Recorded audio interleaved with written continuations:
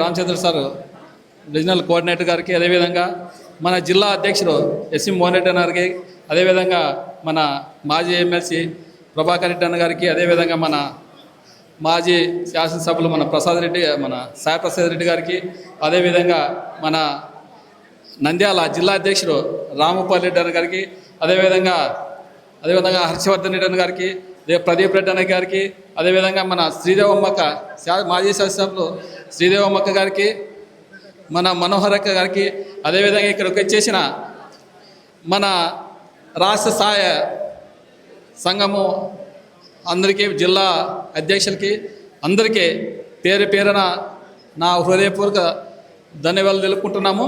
ఈరోజు మనకి red book రాజ్యాంగం నడుస్తుంది. ఎందుకంటే వీళ్ళు పరిపాలన చేసేకి రాలేరు. అందుకోసమే ఈరోజు మనము అతి త్వరలోనే మనం ఇంకా ఎలక్షన్ చాలా టైం ఉన్నాగానే వీళ్ళు రెడ్ బుక్ రాజ్యాంగం నడుస్తుంది. కాబట్టి మనం ఈరోజు ఈ సమావేశాలు ప్రతి ఒక్క సమావేశం మీరు మన మెడికల్ కాలేజీలో మన జగన్మోహన్ రెడ్డి గారు మన 19 నుంచి 24లో ఏ సీఎం తీయకున్నా అలాంటి వ్యక్తి ఈరోజు 17 మెడికల్ కాలేజీ తెచ్చింటే ఆ మెడికల్ కాలేజీలో 5 కాలేజీలు ఆల్రెడీ 23లోనే ఓపెన్ అయిపోయినాయి.